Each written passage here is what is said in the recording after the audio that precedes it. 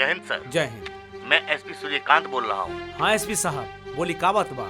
सर, अपने क्षेत्र में आपने जिसको तहकीकात के लिए लगाया था उसका ट्रांसफर ऑर्डर आ गया है। क्या करूँ मैं? एसपी साहब कुछ दिन खातिर वहाँ के रोक दी, काहे कि काम अभी अधूरा बा। हमरा पूरा विश्वास बा कि ओकरा काला कारनामा पर से पर्दा जरूर उठी। लेकिन सर, ये मेरे हाथ में नहीं है। इसके लिए आपको मंत्री जी से बात करना होगा। अरे एसपी साहब, हमहू सत्य पे लड़े वाला बड़ा जिद्दी किस्म के नेता बानी। हमरे नाम शंकर यादव बा। ठीक बा, हम अभी बात करता नहीं मंत्री जी से, छोड़म तो नहीं। जय हिंद सर। जय हिंद। जय हिंद।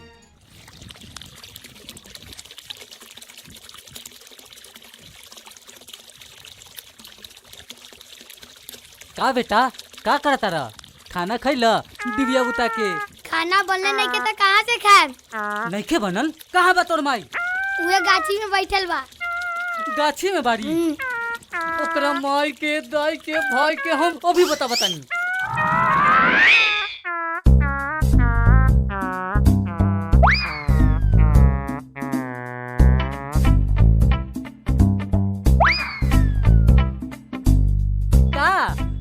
तोहरा हिया सिंगार पटार करे से फुर्सत नहीं खे।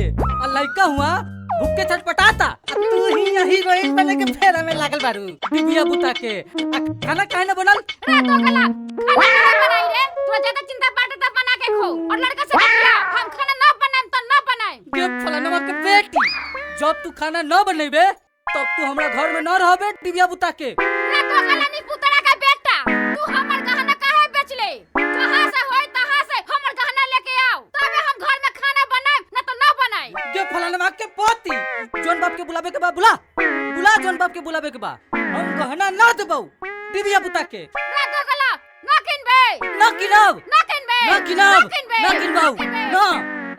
रुक अब भागरे कहि कान फिर आज मरले भी नहीं छोड़ो। अरे बाप रे बाप, आज तो मैं छोड़त नहीं डायन रे बाप।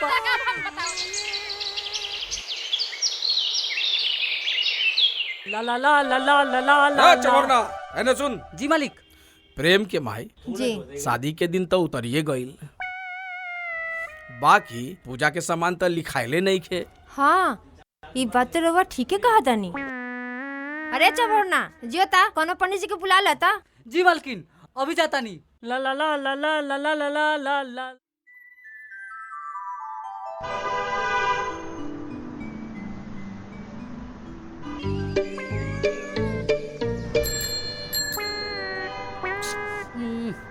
पंडित जी कहाँ मिली भाई?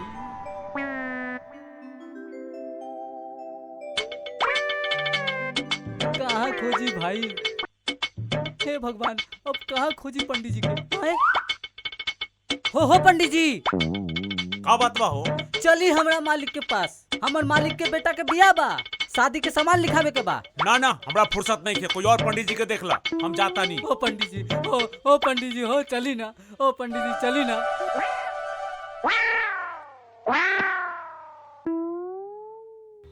ए प्रेम के माई, हाँ चबरना पंडित के बुलावे गइल से बुलावते रह गइल। बड़ा दिन कटुआ बा ससुरा। अरे वो दोगलवा मुँह लगवा बा, केकरो से बतियाई थोई। अच्छा प्रेम के बाबूजी, हमरा ई नहीं के समझ में आवत, ई महंगाई के जमाना में रउआ हमार बेटा के शादी बिना दहेज के काहे करतनी? अरे पगली, हम 64पुर के एकलौता जमींदार बानी। हमरा रुपया पैसा के कोनो कमी बा?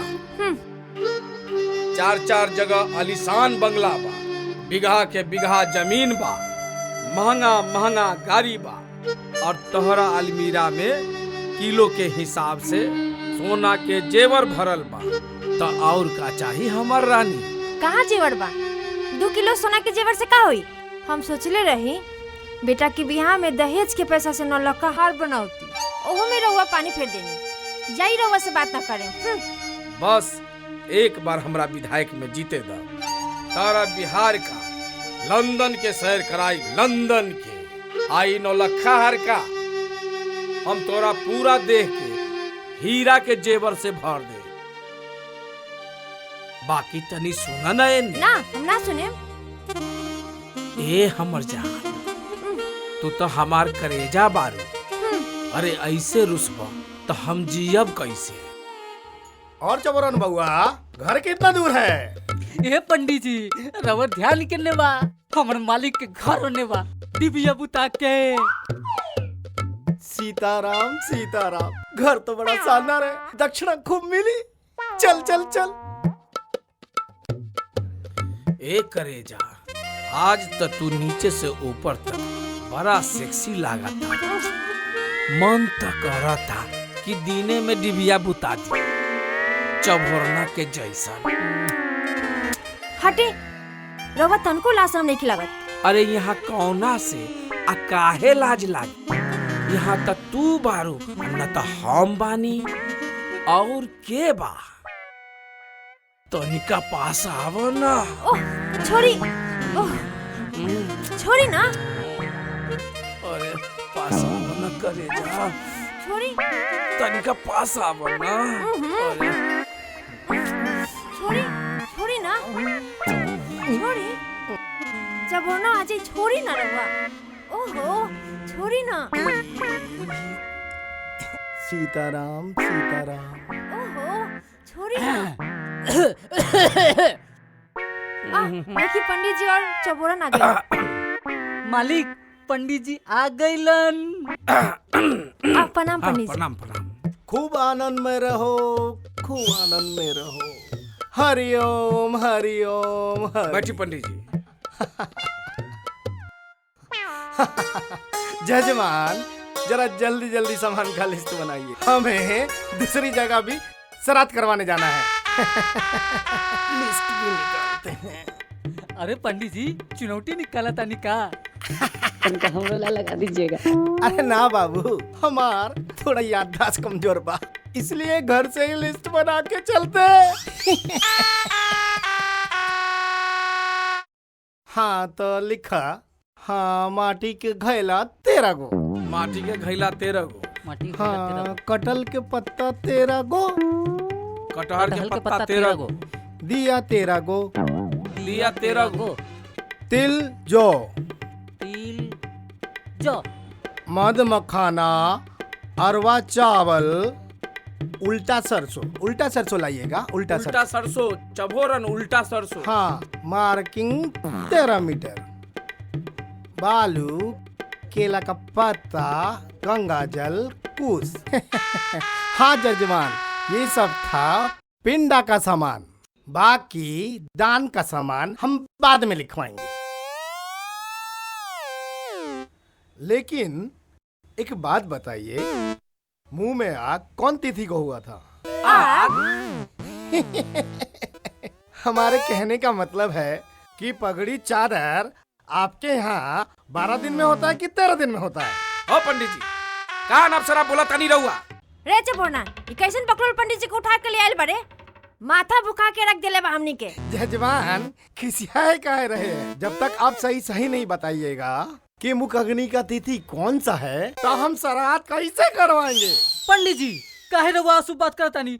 डिबिया बुता के मन तो करता ईटा उठा के कपार पादी पंडितवा के मन उछा के रख दिले बा भगला वही बेस से। ना जाने कहां से ये आगल पागल पंडित के उठा के ले आयल बा चभोरना। बियाह के सामान लिखावे के बा ई साला पंडित बा श्राद्ध के सामान लिखावा था। मालिक बड़ा तगड़ा लगन बा, बड़ा मुश्किल से एकरा लायल बानी। एकरे से काम चलावे के पड़ी। डिबिया बुता के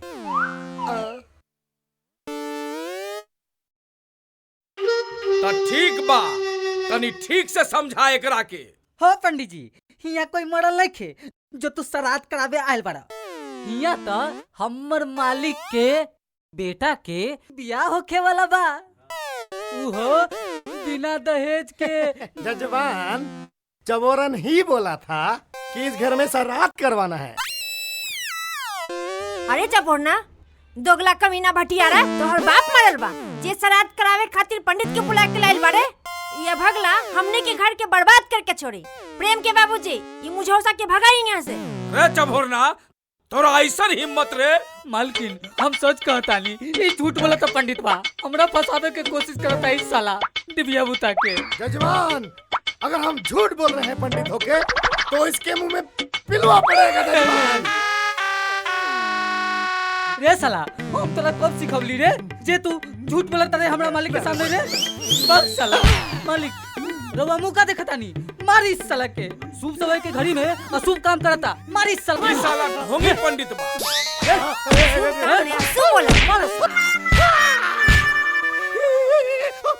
हमरा बेटा के बियाह बा, ई साला श्राद्ध करावे आ गई।